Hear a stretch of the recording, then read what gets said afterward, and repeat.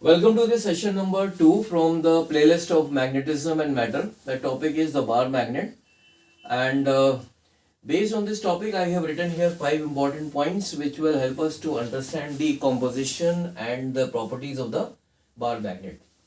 So the first point here is that bar magnet is a material that produces magnetic field. It is a permanent magnet, and it is made up of ferromagnetic substances like iron, and these ferromagnetic substances have permanent magnetic properties.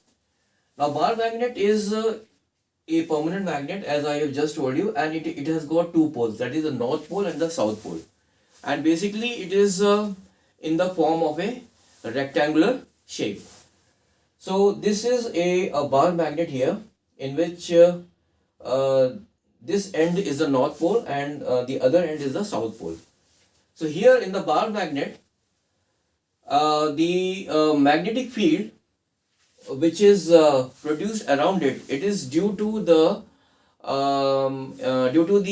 effect of the electric current and the magnetic properties of the material which it is made up of. Now, in other words, we can say that this magnetic field is produced around this bar magnet due to the flow of the electric charges and due to the magnetic moments of the elementary particles, which is making up that material of their bar magnet. The magnetic field which is produced around the bar magnet produces a force which pulls the other ferromagnetic materials towards itself. So some of the examples of the ferromagnetic materials are like iron, steel, cobalt, nickel, etc. The bar magnets not only attract the ferromagnetic materials, but they can also attract the other magnets, but at the same time they can repel the other magnets also. Now, two bar magnets will attract each other when unlike poles are facing each other. That is, if this is a bar magnet, so if I bring another bar magnet in such a way that the north pole is facing the south pole, then in this case the two magnets will be attracted towards each other. And the reason is that the when the two bar magnets are brought together in such a way that unlike poles are facing each other, then in that case the magnetic lines of force are in the same direction, and because of that the two bar magnets will be attracted towards each other. And when the bar magnets are brought near to each other in such a way that the like poles are facing each other, then in that case the two magnets will repel each other, because in this case the magnetic lines of force will be opposing each other. So the two bar magnets attract each other when their unlike poles are facing each other, or they will repel each other when their like poles are facing each other. And when the bar magnet is suspended freely, then its north pole gets aligned towards the magnetic north pole of the earth.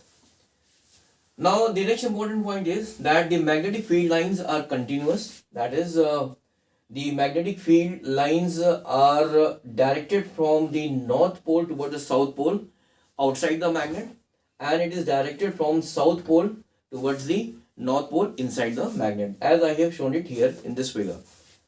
So because of this, the magnetic field lines are continuous. The next important point is that if this bar magnet is broken into several pieces, then each piece will have one north pole and one south pole, and each piece will behave like a separate bar magnet.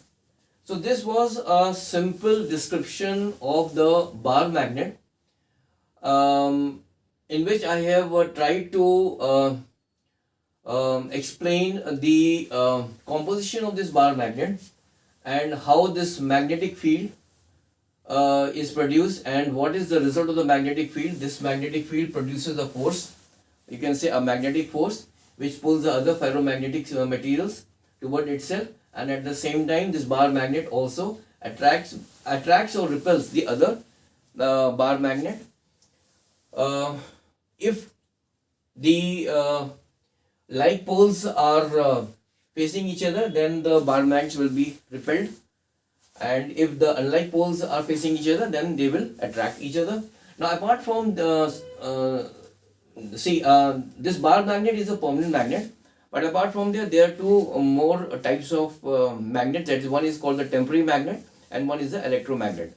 Now, the electromagnets are those magnets in which the magnetism is produced due to the flow of the current.